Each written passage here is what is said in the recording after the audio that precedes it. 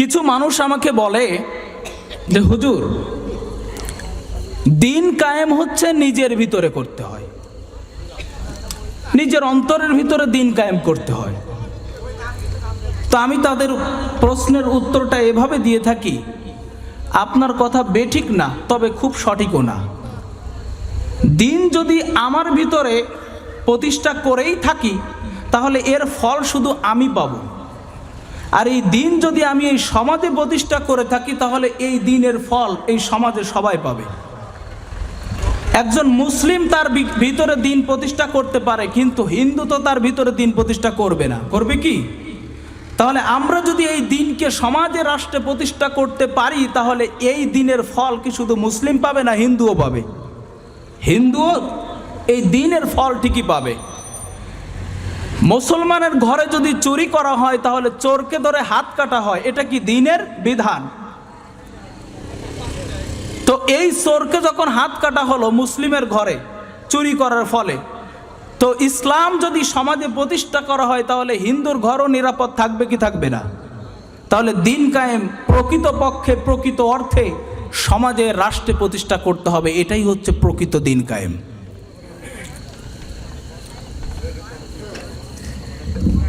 আল্লাহ পাক রব্বুল আলামিন কোরআন নাজিল করে বললেন, وَنُنَزِّلُ مِنَ الْقُرْآنِ مَا هُوَ شِفَاءٌ وَرَحْمَةٌ لِّلْمُؤْمِنِينَ। কোরআন হচ্ছে মানুষের জন্য শেফা, রোগ মুক্তির কারণ। এই কোরআন হচ্ছে মানুষের সকল প্রকারের রোগ থেকে মুক্তি দেবে। আজকে আমরা শুধু এই কোরআনকে জিনে ধরা, পেটে ব্যথা হওয়া, মাথা ব্যথা হওয়া এই রোগের শিফা হিসেবে ব্যবহার করে থাকি।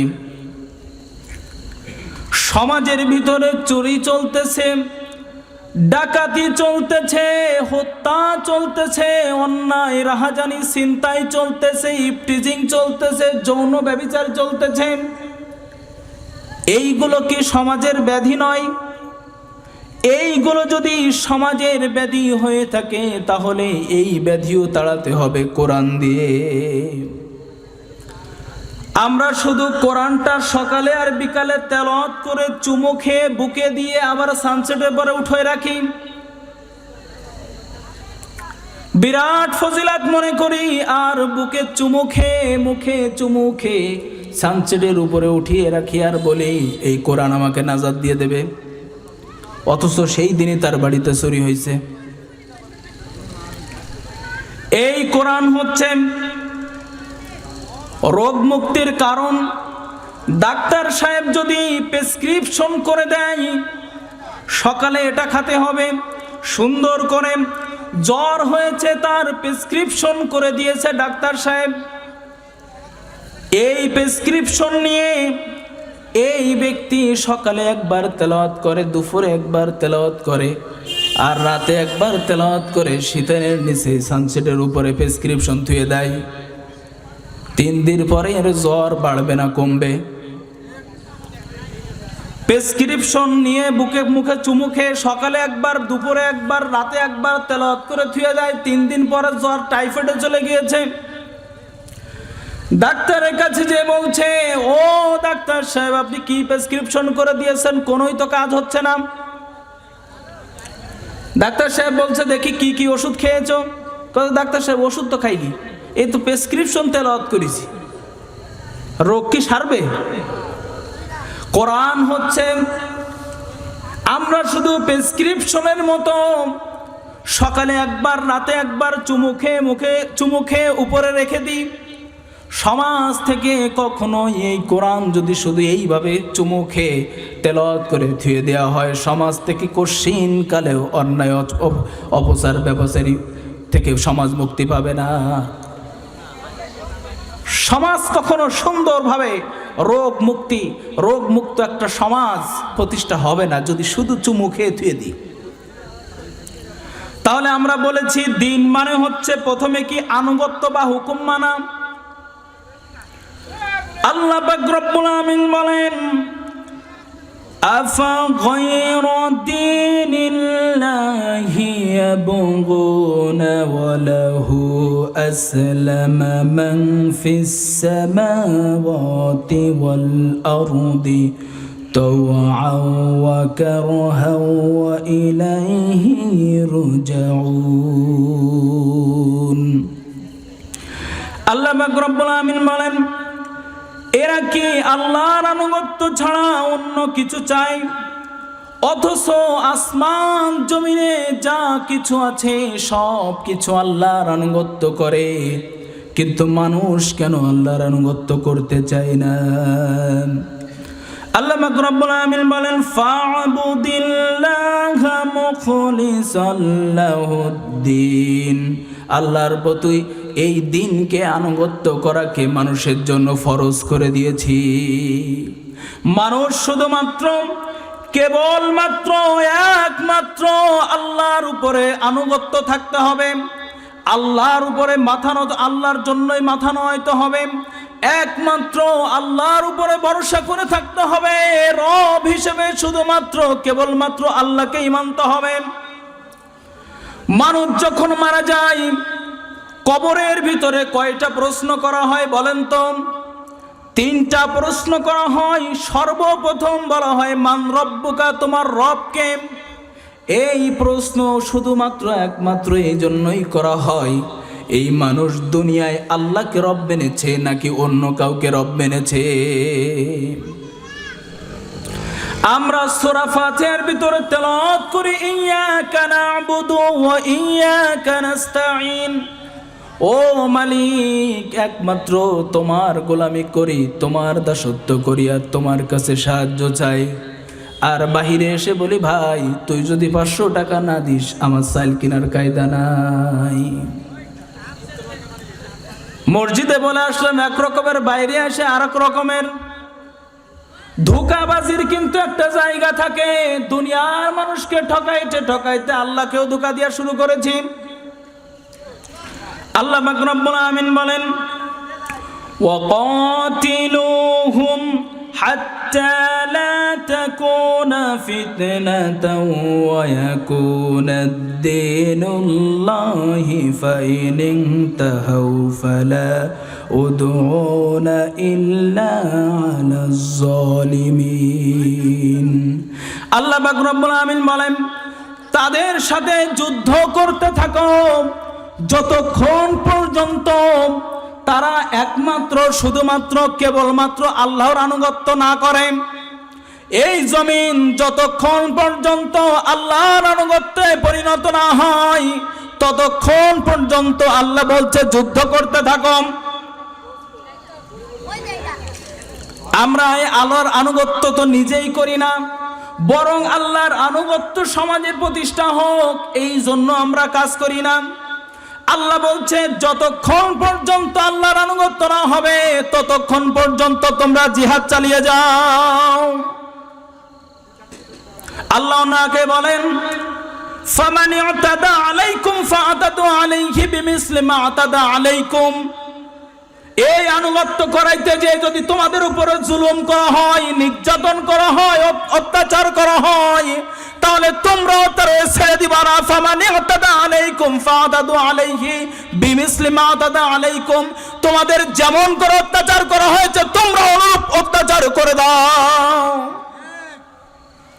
ফাইদা লাকিতুমুল্লাযীনা কাফারু ফাদারবার নিকাব হাত্তা ইযা আসখানতুমুহুম ফাশুদ্দুল ওয়াসাক ফাইম্মা মান্নাম বা'দু ওয়া ইম্মা ফিদান হাত্তা তাদআল হারবু আওসারহা। তোমাদের সামনে যখন তারা যুদ্ধ করতে আসবে, তোমাদের সামনে যখন আল্লাহর আনুগত্যের ক্ষেত্রে বাধা প্রদান করতে থাকবে, তোমরা সরাসরি তাদের ঘাড়ে আঘাত করে দাও। আল্লাহর আনুগত্য প্রতিষ্ঠা করতে গেলে যে বাধা দিতে আসবে, দিন প্রতিষ্ঠা করতে গেলে যে বাধা দিতে আসবে, তাদের ঘাড়ে আঘাত করার কথা বলেছে আল্লাহ। আল্লাহ বলেছেন শুধু ঘাড়ে আঘাত করলে হবে না, যতক্ষণ পর্যন্ত তারা সারেন্ডার না করবে ততক্ষণ পর্যন্ত তোমরা লড়াই চালিয়ে যাও। শুধু ভারত পালিয়ে আমেরিকায় পালিয়ে গিয়ে আমরা ক্ষান্ত হব না। এই জমিনে যতক্ষণ পর্যন্ত দিন প্রতিষ্ঠা না হবে আমরা সংগ্রাম করব ইনশাআল্লাহ। সাবধান হয়ে যেতে হবে, আমাদের লড়াই বন্ধ হয়নি, বরং শুরু হয়েছে। ওয়াইন আকাবতুম ফাআকিবু বিমিসলি মা উকিবতুম বিহি। এই দিন প্রতিষ্ঠা করতে যে তোমাদেরকে যেমন শাস্তির সম্মুখীন হতে হয়েছে, তোমরাও অনুরূপ শাস্তি দিবা তাদেরকে। জাযাউ সাইয়্যাতুন সাইয়্যাতুম মিসলুহা।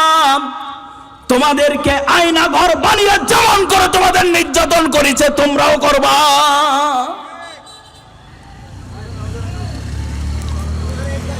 দিন কায়েম করতে গেলে আমাদেরকে এই স্যাক্রিফাইস করতে হবে, এই কাজ করতে হবে।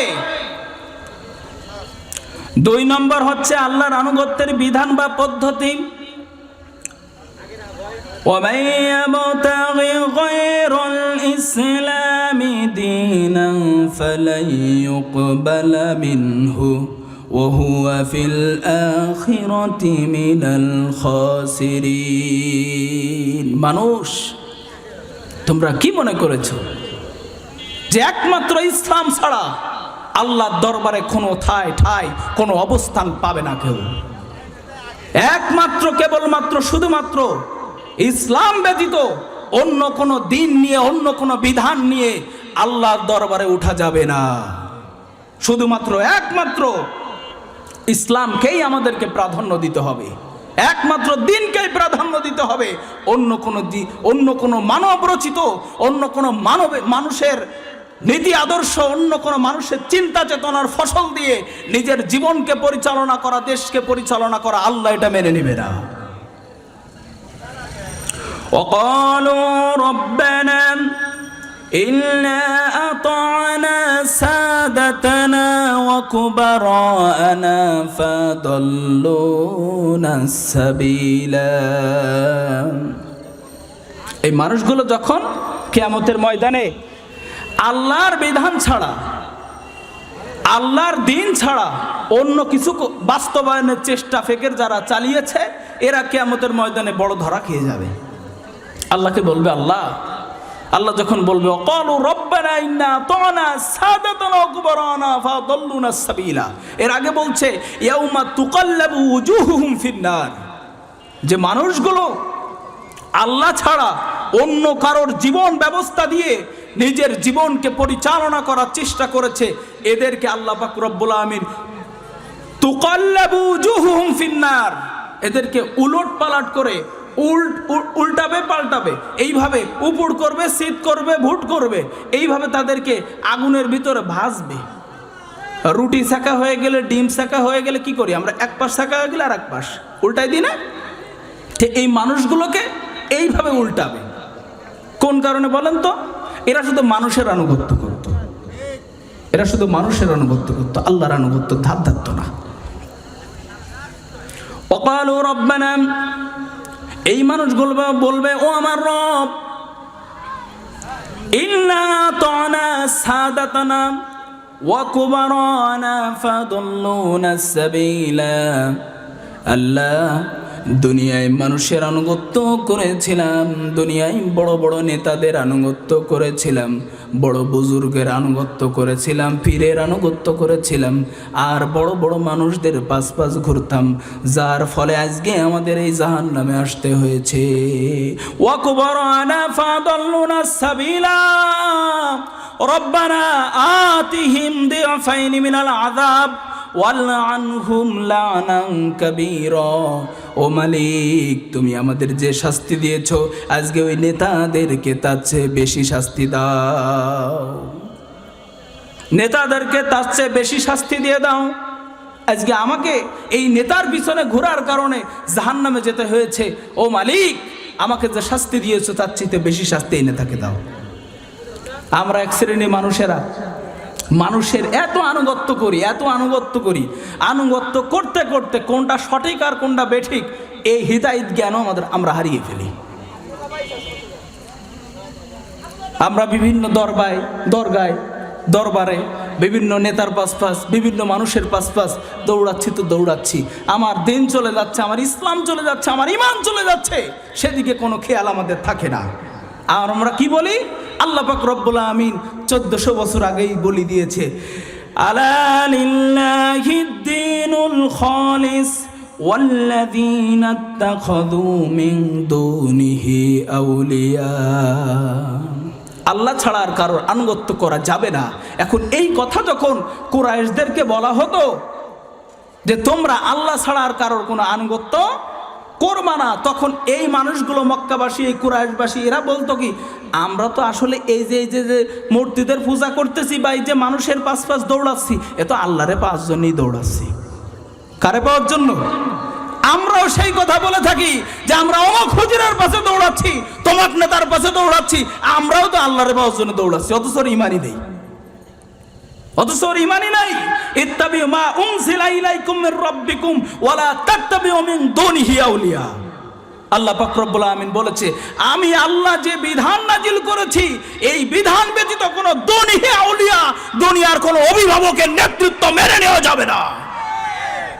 আমার বিধান দিয়ে একমাত্র কেবলমাত্র তোমার জীবনকে পরিচালনা করতে হবে। অথচ আমরা সেটা করি না। আমরা আজকে সব জায়গায় ইসলাম খুঁজি, আর ইসলাম খুঁজতে খুঁজতে ইসলামরা একেবারে সংকুচিত করে নিয়ে আসছি। মসজিদের এক কোনায় ছাড়া ইসলাম আর পাইনি। তসবির দানার ভিতরে ইসলাম শেষ। 3 বেলা একটু সূরা মুলক আর সূরা ইয়াসিন পড়ে চুমু খেয়ে ওটা এখন থোয়া, ওইটাই মনে করি ইসলাম। শুধু 5 ওয়াক্ত নামাজ পড়ে শেষ করে দিয়ে মনে করি এটাই খালি ইসলাম। আর বোধহয় ইসলাম কিছু নাই। এক লোক বাজারে যেত, গরিব মানুষ বেচারা, এই বেচারা গরিব মানুষ, তিনি ওই মাঝে মধ্যে ভাগায় মাছ বিক্রি হয় না, এটা দেখেছেন না আপনারা? বড় মাছ কেটে টুকরো টুকরো করে ভাগ করে ভাগায় বিক্রি করে। এখন ওই এক ভাগ কিনে নিয়ে গিয়েছে বাড়িতে। কিনে নিয়ে যাওয়ার পরে ছোট ছেলেটা দৌড়ে আসে, এসে বলে যে বাবা এটা কি? ছোট বাচ্চার হাতে তুলে দেয়, বাবা এটা মাছ। সেটা বাড়িতে নিয়ে যায়, মার কাছে দেয়, রান্না করে মজা করে খায়। প্রায় এরকম করে। ওই মাছের ভাগা কিনে নিয়ে যায়, বাবা এটা কি? বাবা এটা মাছ। খায়। আবার নিয়ে আসছে, বাবা এটা কি? এটা মাছ বাবা। আচ্ছা ঠিক আছে, কিনে নিয়ে খাইছে। কোনো একদিন ওই লোকের ভালো ইনকাম হয়েছে। এখন এই ভালো ইনকাম হওয়াতে এই গোটা মাছটাই কিনে নিয়ে বাড়ি গেছে। এখন ওই ছোট ছেলেটা দৌড়ে আসছে, এসে বলছে বাবা এটা কি? কাছে এটা মাছ। না না না না না বাবা এটা মাছ না, মাছ না এটা। না বাবা এটা মাছ না, এটা মাছ না। না বাবা এটা মাছ। আরে বাবা না, এটা মাছ না। মাছ মানে তো ভাগা, মাছ মানে তো টুকরা, মাছ মানে তো ছোট ছোট ফুটলা, এত বড় গোটা, এটা তো মাছ হতে পারে না। আমরা মনে করি ইসলাম মানে শুধু তাসবিহ ডালা টিপা। আমরা মনে করি ইসলাম মানে শুধু 5 ওয়াক্ত নামাজ পড়ে শেষ করা। আমরা মনে করি ইসলাম মানে সকাল সন্ধ্যা জিকির করা। আমরা মনে করি ইসলাম মানে 3 দিন তাবলীগ লাগানো। কিন্তু ইসলাম মানে জিহাদ, ইসলাম মানে আল্লাহর জমিনে দ্বীন প্রতিষ্ঠা করা, এটা মেনে নিতে পারি না। আমরা শুধু ভাগা বুঝি, ভাগা, এইটা ইসলাম শেষ। কিন্তু ইসলাম মানে যে বৃহৎ কোরআন, এই গোটা আসমান জমিন আল্লাহর বিধান অনুযায়ী চলবে, এটা তখন বলা হয় না না না, এটা ইসলাম না, এটা বোধহয় রাজনীতি। আমরা ইসলাম ভুলে গিয়েছি। আল্লাহ পাক রব্বুল আমিন বলেন, আমি 2টা বিষয় আলোচনা করেছি অতি সংক্ষেপে। একটা হচ্ছে দিন মানে হচ্ছে আনুগত্য বা হুকুম মানা। দ্বিতীয় হচ্ছে দিন মানে আনুগত্য করার বিধান, অতি সংক্ষেপে বলেছি। আর 3 নম্বর পয়েন্ট হচ্ছে দিন মানে আইন বা রাষ্ট্রের আনুগত্য করা। আইন বা রাষ্ট্রে আল্লাহর বিধান, এটাকেও দিন বলে। আল্লাহ পাক রব্বুল আমিন বলেন, শারআ লাকুম মিনাদ-দীনি মা ওয়াসসা বিহি নূহান ওয়াল্লাযী আওহাইনা ইলাইকা ওয়া মা ওয়াসাইনা বিহি ইব্রাহিম وموسى وعيسى أن أقيموا الدين ولا تتفرقوا فيه আল্লাহ পাক রব্বুল আলামিন বলেন, হে নবী, আমি আপনার উপরে যে দিন নাজিল করেছি, দিন হিসেবে, আইন হিসেবে, শরিয়া হিসেবে আমি তোমাকে দিন দিয়েছি। এই সংবিধান নূহ আলাইহিস সালামকে আমি দিয়েছিলাম, নূহ আলাইহিস সালামকে দিয়েছিলাম, আমি দিয়েছিলাম ইব্রাহিম আলাইহিস সালামকে। এই একই দিন আমি দিয়েছিলাম মূসা আলাইহিস সালামকে, এই একই দিন আমি দিয়েছিলাম ঈসা আলাইহিস সালামকে। সেই দিন আমি আপনাকে দিয়েছি। ওয়ালা তাতাফাররাকু ফি, দিন কায়েমের ব্যাপারে কোনো পৃথক চলবে না। দিন কায়েমের ব্যাপারে কোনো মত পার্থক্য চলবে না। নামাজের ব্যাপারে মত পার্থক্য আছে না নাই? কেউ নামাজে জোরে আমিন বলে, কেউ আস্তে আমিন বলে, উভয় জায়েজ, আপনি যেটা খুশি সেটা করেন। কেউ নামাজে বুকে হাত বাঁধে, কেউ নাভির নিচে হাত বাঁধে, উভয় জায়েজ, আপনি যেটা খুশি সেটা করেন। আবার কেউ জোরে আমিন বলে, কেউ আস্তে আমিন বলে, উভয় জায়েজ, আপনি যেটা খুশি সেটা করেন। কেউ নামাজে ইমামের পিছনে সূরা ফাতিহা পড়ে, কেউ পড়ে না, উভয় জায়েজ, আপনি যেটা খুশি সেটা করেন। নামাজের ব্যাপারে এই সমস্ত ইখতিলাফ করলেও মেনে নেওয়া যায়, কিন্তু আকিমুদ্দিন ওয়ালা তাতাফাররাকু ফি, দিন কায়েমের ব্যাপারে কোনো ইখতিলাফ চলে না। দিন কায়েমের ব্যাপারে কোনো ইখতিলাফ চলবে না, এটা আল্লাহ পাক রব্বুল আলামিন বলছে। এই একই দিন আমি নূহ আলাইহিস সালামকে দিয়েছিলাম, নূহ আলাইহিস সালামকে আল্লাহ দিন দিয়েছিলাম। আমাদের দ্বিতীয় আদি পিতার নাম হচ্ছে নূহ আলাইহিস সালাম। দ্বিতীয় আদি পিতার নাম কি বলেন? চার ব্যবস্থা থাকলে দ্বিতীয় আদি পিতার নাম হচ্ছে নূহ আলাইহিস সালাম।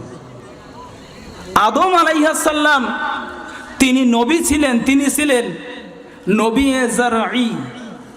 তিনি তার সন্তানদেরকে কিভাবে বাচ্চা লালন পালন করতে হয়, কিভাবে ক্ষেত খামার করতে হয়, কিভাবে ফসল উৎপন্ন করতে হয়, কিভাবে রান্না বাড়া করতে হয়, এটা শিখাইলেন। এরপরে দ্বিতীয় আদি পিতা ছিলেন নূহ আলাইহিস সালাম। এই মানুষ যখন মহাপ্লাবনে সব ধ্বংস হয়ে গেল, তখন ওই 80 জোড়া 40 জোড়া 100-র কম এই ব্যক্তিদেরকে যখন কিস্তিতে উঠাইলেন, দুনিয়া সব শেষ হয়ে গেল। ওই যে কিস্তিতে যে কয়জন লোক উঠেছিল, সেই মানুষদের ভিতর থেকে আমরা।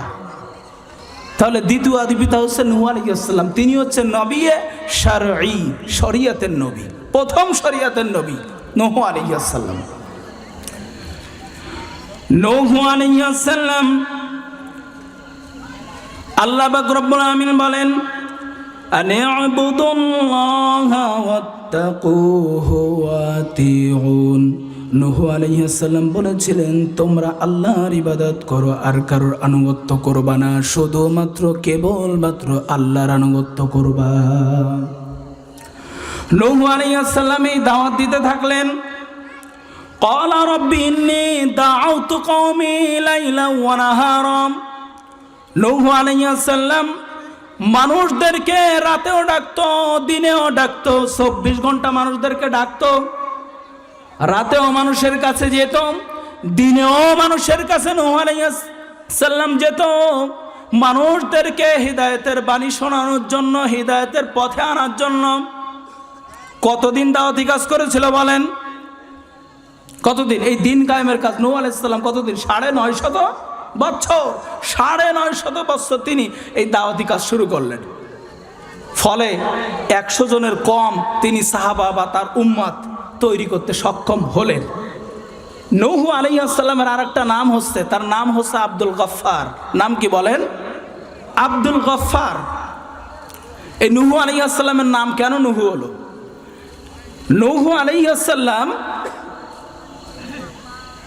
সকালবেলা দাওয়াতি কাজে বের হতো, মানুষের মাঝে দাওয়াত দিতে যেতেন, সন্ধ্যাবেলা কাঁদতে কাঁদতে ফিরতেন। ছোট্ট বাচ্চা যেমন বিকালবেলা খেলা করতে যায় আর সন্ধ্যার সময় বাড়িতে হাউমাউ করে কাঁদতে কাঁদতে আসে যে মা, আমার আচা নিয়ে গিয়েছে অমুক, আমার পুতুল নিয়ে গেছে অমুক, আমাকে মেরেছে, এই বলে কাঁদতে কাঁদতে বাচ্চা যেমন বাড়িতে ফেরে, নূহ আলাইহিস সালাম প্রতিদিন কাঁদতে কাঁদতে বাড়িতে ফিরত।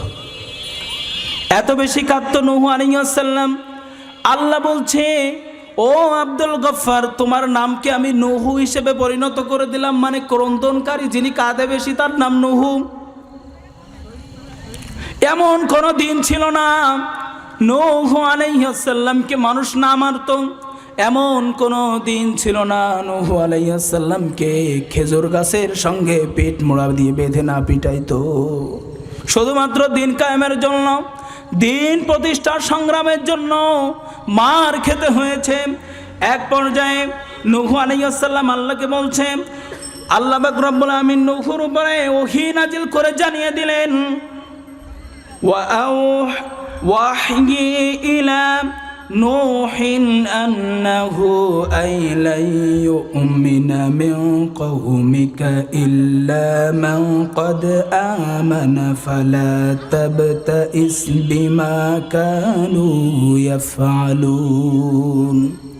আল্লাহ পাক রব্বুল আমিন নূহকে বলল, ও নূহ, 950 বছর হয়ে গিয়েছে চেষ্টা, নূহ তুমি থামো, তুমি আর কষ্ট নিও না। নূহ, যে কয়জন এই ঈমান এনেছে এরা ছাড়া আর কেউ ঈমান আনবে না, কাজেই নূহ তুমি আর কষ্ট নিও না। কে বলতেছে? আল্লাহ বলতেছে। আল্লাহ বলছে, নূহ তুমি আর কষ্ট নিও না, যে কয়জন ঈমান এনেছে এরা ছাড়া আর ঈমান কেউ আনবে না। নূহ আলাইহিস সালাম বললেন, قال نوح رب لا تذر على الأرض من الكافرين ديارا। নূহ আলাইহিস সালাম বলছে, আল্লাহ তাই যদি হয় যে আর কেউ ঈমান আনবে না, এটা যদি চির নিশ্চিত আর চূড়ান্ত হয়ে যায়, তাহলে তুমি জমিনে আর একটা কাফেরকেও বাঁচায় রাখবা। কে বলছে বলেন তো? নূহ আলাইহিস সালাম বলছে, এটা যদি চূড়ান্ত হয়ে যায়, নিশ্চিত হয়ে যায় যে আর কেউ ঈমান আনবে না, তাহলে কাফের আর বাঁচায় রেখে লাভ নেই, সব শেষ করে দাও। কে বলছে বলেন তো? নূহ আলাইহিস সালাম বলতেছে। এরপরে বলছে, ইন্নাকা ইনতাযারহুম ইউদিল্লু ইবাদাকা ওয়া লা ইয়ালিদু ইল্লা ফাজিরান কাফারা। ও মালিক, তুমি যদি এই মানুষগুলোকে, এই কাফেরগুলোকে জমিনে সুন্দরভাবে স্বাচ্ছন্দ্যে চলতে দাও, তাহলে এই মানুষগুলো যারা ঈমান এনেছে তাদেরকেও বেঈমান বানাই দেবে। বুঝতেছেন আমার কথা? নূহ আলাইহিস সালাম বলছে, আল্লাহ ঈমান যেহেতু আর কেউ আনবে না, তাহলে একটার আর বাঁচাই রেখে না। কারণ কি, এদের যদি তুমি আরো সময়, এই 16 বছরের পরও, 32 বছর পরও, 41 বছরের পরও যদি তুমি এদের আরো বাড়তি দাও, তাহলে ঈমান যারা আনছে এদেরকে বেঈমান বানাবে। কাজে তুমি আর একে বাঁচাই রেখে না, এদের শেষ করে দাও। তবে তুমি যে মহাপ্লাবন দিবা, তুমি যে মহা ধ্বংস দিবা, আল্লাহ পাক রব্বুল আমিন মুহাম্মদ সাল্লাল্লাহু আলাইহি ওয়াসাল্লামকে জানিয়েছে। নূহ আলাইহিস সালাম বললেন, রব্বিগফিরলি ওয়া লিওয়ালিদাইয়া ওয়া লিমান দাখালা বাইতিয়া মুমিনাও ওয়া লিল মুমিনিনা ওয়াল মুমিনাত। আল্লাহ, তুমি যে মহাপ্লাবন দিবা, তুমি যে মহাপ্লাবন দিবা, আগে আমারে মাফ করো। কে বলছে? নূহ আলাইহিস সালাম বলছে, আল্লাহ তুমি যে মহাপ্লাবন দিবা, তবে আগে আমারে মাফ করে দাও। কারণ এই ধ্বংসের ভিতরে আমরাও পড়ে যেতে পারি কি পারি না। এরকম ইতিহাস আছে যে মানুষগুলো, কিছু মানুষ ছিল ভালো কাজ করতো, আর দুনিয়া সব মানুষ অন্যায় অপরাধ করতো। এরা মনে করতো আমাকে মতন আল্লাহর ওলি আর কেউ নেই, আল্লাহ ধ্বংস সব কটার শুদ্ধ দিয়েছে, ঠিক না বেঠিক? তো নূহ আলাইহিস সালাম বলছে, আল্লাহ তুমি আগে আমারে মাফ করে দাও, তুমি যে বিপদ দিবা, বিপর্যয় দিয়ে দিবা, তো আমাকে মাফ করে দাও। রব্বিগফিরলি, আমাকে মাফ করে দাও। ওয়ালি ওয়ালিদাইয়া ওয়ালিমান দাখালা, আমার পিতামাতাকে মাফ করে দাও। আর আমার সাথে যারা ঈমান এনেছে, আমার ভিতরে যারা প্রবেশ করেছে, আল্লাহ তুমি তাদেরকেও মাফ করে দাও। ওয়ালা তাজিদিজ জালিমিনা ইল্লা তাবারা, আল্লাহ জালেমদের অত্যাচার বাড়াই দাও। কে বলছে? কে বলছে বলেন তো? দোয়া করতেছে কার কাছে? নূহ আলাইহিস সালামের কাছে, আল্লাহর কাছে দোয়া করতেছে নূহ। আর আমরাও তো দোয়া করেছি না? আমরা 16 বছর 20 বছর ধরে দোয়া করেছি কি করি নাই? দোয়া কবুল হয়েছে কত পরে, সময় মতন দোয়া কবুল হয়নি। কবুল না হওয়ার কারণ কি ছিল? বিশাল মানুষ, ফোরাত নদীর কিনারায় তাবলীগ জামাতের ভাইয়েরা লক্ষ লক্ষ মানুষ আল্লাহর কাছে হাত তুলে দোয়া করেছে, আল্লাহ তুমি আমাদেরকে বাঁচাও। ঠিক না? সরমনার ময়দানে লক্ষ লক্ষ মানুষ দুহাত তুলে আল্লাহর কাছে হাত তুলে বলেছে, আল্লাহ তুমি আমাদেরকে বাঁচাও, আমাদেরকে মুক্তি দাও। বড় বড় মাহফিলের ময়দান থেকে, কামার গ্রামের মাহফিলের ময়দান থেকে দোয়া করেছে, আল্লাহ তুমি আমাদেরকে বাঁচাও, আমাদেরকে মুক্তি দাও। কিন্তু আমাদের দোয়া আল্লাহ তখন শোনে নাই। দোয়া কবুল না হওয়ার পিছনে কারণ হচ্ছে লক্ষ লক্ষ মানুষের ভিতরে সব টুপিগুলো ইমানদারের টুপি ছিল না। কিছু টুপি ছিল সুদখোরের, কিছু টুপি ছিল ঘুষখোরের, কিছু ছিল জিনাখোরের, কিছু ছিল অপরাধ অপকর্মে লিপ্ত থাকা মানুষ, যার ফলে এই সুদখোর আর ঘুষখোর অন্যায় অপরাধের টুপিগুলো আল্লাহ কবুল করে নাই। এই মানুষগুলো যখন এক হয়েছে, আল্লাহর দরবারে দিলের সবকিছু ধুয়ে ফেলে দিয়ে আল্লাহর দরবারে যখন মানুষগুলো কেঁদেছে তাহাজ্জুদের নামাজে বসে, আল্লাহ তখনই তাদের দোয়া কবুল করেছে। দোয়া কবুল হতে গেলে দিলকে পরিষ্কার করতে হয়। কি করতে হয়? দিলকে পরিষ্কার করতে হয়। আল্লাহ পাক রব্বুল আমিন বলছেন, ওয়াসনাইল ফুলকা বিআয়ুনিনা ওয়া ওয়াহিনা ওয়া লা তুখাতিবনি ফিল্লাযীনা যালামু ইন্নাহুম মুগরাকুন। আল্লাহ বলছে নুহুকে, হে নুহু, এই মানুষগুলোর তো আমি ধ্বংস দেব, তুমি যেহেতু বলছো, আমি আর এদের ছাড়তেছি না, তবে তুমি আমার পরামর্শক্রমে নৌকা বানাও। কি বানাও? আমার পরামর্শক্রমে কি বানাও? নৌকা বানাও। আমার পরামর্শক্রমে কিস্তি তৈরি করো। খবরদার তুমি যেন এর পরে আবার বলে না যে আল্লাহ আর গজব টজব দিয়ে না, কারণ তোমার মন তো নরম। 950 বছর তুমি মার খেও, তুমি বিরক্তবোধ হওনি, বিরক্তবোধ করোনি। কাজেই আমি এবার চূড়ান্ত সিদ্ধান্ত নিয়েই ফেলেছি, এইবার আর তোমরা বলে না যে আল্লাহ এইবারের মতন ছেড়ে দাও। এই কথা কিন্তু নূহ তুমি বলবা না। আমার পরামর্শে নৌকা তৈরি করো। আল্লাহ বলছেন, ওয়ায়াসনাউল ফুলকা ওয়া কুল্লামা মাররা আলাইহি মালাউম মিন কওমিহি সাখিরু মিনহু ক্বালা ইন তাসখারু মিন্না ফাইন্না নাসখারু মিনকুম কামা তাসখারুন। নূহ আলাইহিস সালাম যখন কিস্তি বানাচ্ছে, তখন এই জমিনের মানুষগুলো আসছে, এসে বলছে, নূহ, আমার জন্মের পর থেকে কোনোদিন আমি এই জায়গা বন্যা হতে দেখিনি। এই মরুভূমি, ধুধু মরুভূমি, মাটি ফেড়ে বালি চাকচাক করে আর মাটি ফেড়ে চৌচির হয়ে যায়, তুমি এই জমিনে নৌকা বানাচ্ছ, তোমার কি মাথা টাথা খারাপ হয়েছে নাকি? এতকাল কিছু করতে পারলে না, আরে এখন তুমি নৌকা বানাই তুমি বিরাট কিছু করে ফেলবা। হ্যাঁ, কত কিছু দেখলাম, কতগুলোরে দিলাম, আর এই পোলাবার নূহ খালি খালি এগুলো করে না। এটা বলে কি করতেছে? তামাশা করতেছে। কি করতেছে? তামাশা করতেছে। নূহ আলাইহিস সালাম মন খারাপ হয়েছে, মন খারাপ হয়েছে। আল্লাহরে বলছে, আল্লাহ এরা তো আমার এনে উপহাস করে, তামাশা করে।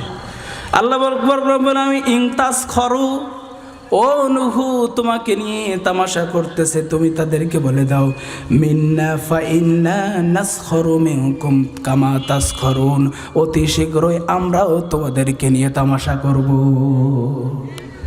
অতি শীঘ্রই আমরাও তোমাদেরকে নিয়ে তামাশা করব। তোমরা খালি খালি হাসে না, তোমাদের সময় গোনা হয়েছে। কে বলছে এটা বলো তো? নূহ আলাইহিস, যে তোমরা তো তামাশা করতেছো, তোমরা আমাদেরকে নিয়ে ব্যঙ্গ করতেছো। হ্যাঁ, মোল্লারা এক হইছে, মোল্লারা এক হইছে, মোটে এক হবে না রে। এটা বলে তোমরা তো তামাশা করতেছো, খুব দ্রুত তোমাদেরকে নিয়েও তামাশা করব। এই মোল্লাদেরকে নিয়ে হাসাহাসি করে কি করে না? করেছিল কি করে নাই? করেছিল।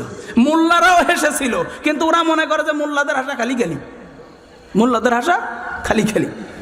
এক রাজা, এই রাজার দরবারে কষ্ট হচ্ছে নাকি আপনাদের? কারণ এই রাজার দরবারে সিজনিয়াল ফল, বছরে ভালো ভালো সিজনাল ফল হয় না, তো এই ফল রাজার দরবারে উপহার দিতে নিয়ে গিয়েছে। বলছে রাজামশাই এই যে ফল নিয়ে আসলাম।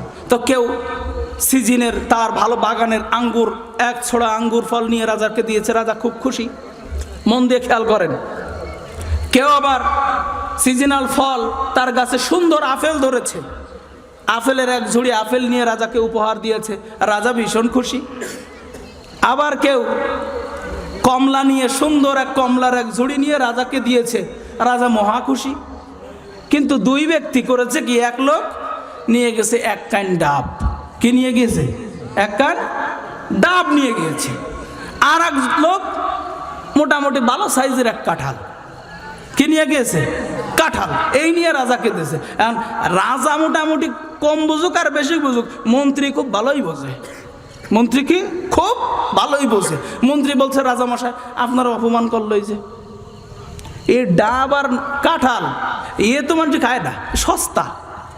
আর এই যে কত সুন্দর সুন্দর আপেল, আঙ্গুর, বেদানা ইত্যাদি ইত্যাদি আপনার সামনে নিয়ে আসছে, তো আনন্দের জিনিস। আর আপনাকে এই যে ডাব আর এই যে নারকেল এই কাঁঠাল দিয়েছে, এটা আপনার এই অপমান করেছে। আপনি যদি অপমান বোধ না করেন, আমি কিন্তু অপমান বোধ করতেছি। রাজা কাছে তুমি অপমান মানে তো আমারও অপমান। তা কি করা যায়? মন্ত্রী ভালো পরামর্শ দিচ্ছে, একে কঠিন শাস্তি দিতে হবে। যদি এইগুলোরে ভালো মতো শাস্তি দেওয়া হয় তাহলে সবগুলো টাইট হয়ে যাবে। কি শাস্তি দিতে হবে? বিরাট ময়দান করো, মাঠের ভিতরে লোকজন, রাজ্যের সব লোকজনকে ডাক দাও, গোল হয়ে ঘিরে দাঁড়াবে। ঘিরে দাঁড়ায় এই দুই ব্যক্তিকে ওই জায়গায় মাঝখানে দাঁড় করিয়ে দাও। দাঁড় করাই দিয়ে এই ডাব আর কাঁঠাল এই দুই ব্যক্তির পিছন দিয়ে দিতে হবে। এটি হচ্ছে শাস্তি। যে আনসা যা, ওর পিছন দরজা দিয়ে এই ডাব আর কাঁঠাল দিতে হবে। আমি হাসির খোরাক দিচ্ছি না। তো এখন ওই ডাবওয়ালারে প্রথমে বউনি, এখন ওই ডাবওয়ালারও যখন কায়দা বায়দা করে ডাব দেওয়ার চেষ্টা করতেছে, তখন ডাবওয়ালা খালি হাসি উঠতেছে। আবার যখন ডাব কায়দা বায়দা করে দেওয়ার চেষ্টা, আবার একটু হেসে উঠতেছে। আবার ব্যাট দিয়ে চাবুক দিয়ে দিয়েছে দুই বাড়ি ডাবওয়ালার। এই তুই তুই খালি হাসিস কে? তুই কানবি, তুই হাসিস কে? আবারও দিতে, এই বেয়াদব বেটা তুই হাসিস কে? তোকে এই জুলুমের স্টিম রোলার চালানো হচ্ছে, এত নির্যাতন করা হচ্ছে, তুই খালি হাসস? তোর ডান্ডা বেড়ি পড়ায়, তোর জেলে নেওয়া হয়, তুই খালি হাসস? তোর ডাব দিয়ে হচ্ছে, তুই কানবি, তুই খালি হাসস কে? এই লোক কাছে রাজামশাই বিয়াদবি না নিলে একটা কথা বলতাম। বল, আমি আমার জন্য আসতেছি না, আমি আসতেছি আমার ডাব যাবে না আমি জানি, তারপরেও কায়দা পায়দা করে গেলেও যেতে পারে।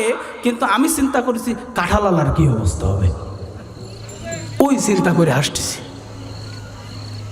আমার ডাব যাবে না জানি, কিন্তু গেলেও যেতে পারে, কিন্তু আমি আসতেছি কাঁঠালালার চিন্তা করে। এই কয় বছরে আপনারা দেখুন, মানুষকে জুলুম নির্যাতনের স্টিম রুলার চালানোর পরও, মানুষকে বুলেট ফাঁসির মঞ্চে দেওয়ার পরও এই মর্দে মুজাহিদ মুমিনরা হেসেছে। কারণ এরা চিন্তা করেছে আজকে ডাবের দিন আমাদেরকে দিচ্ছ, কিন্তু আমরা হাসতেছি আগামীতে কাঁঠাল কিভাবে তোমরা ঠেকাবা। তোমাদেরও বিপদ ঘনিয়ে আসছে। কাজেই এই কয় বছরে 16 বছরে আমরা দেখেছি তোমরা যারা মুমিনদেরকে, মুসলমানদেরকে জুলুম নির্যাতনের স্টিম রোলার চাপিয়ে দমিয়ে দেওয়ার চেষ্টা করেছ, তোমাদের বিপদ হয়েছে। ইতিহাসের নিকৃষ্ট অবস্থানে তোমাদের জায়গা হয়েছে। আমি হুঁশিয়ার করে দিতে চাই, যারা এইটাকে নিয়ে তামাশা করার চেষ্টা করতেছেন, আবারও যারা ইসলামের উপরে আঘাত দেওয়ার চেষ্টা করতেছেন, কোরআনের সাথে ইসলামের সম্পর্ক নেই বলে বক্তব্য দিচ্ছে, তাদেরকে হুঁশিয়ার করে দিতে চাই, 16 বছর থেকে শিক্ষা গ্রহণ করুন, অন্যথায় বাংলার জমিনে ঠাঁই হবে না। সাবধান হয়ে যান, বাংলার জমিনে ঠাঁই হবে না। ইসলাম নিয়ে তামাশা করতে আসবেন না, আলেম ওলামাদেরকে নিয়ে খেলবেন না।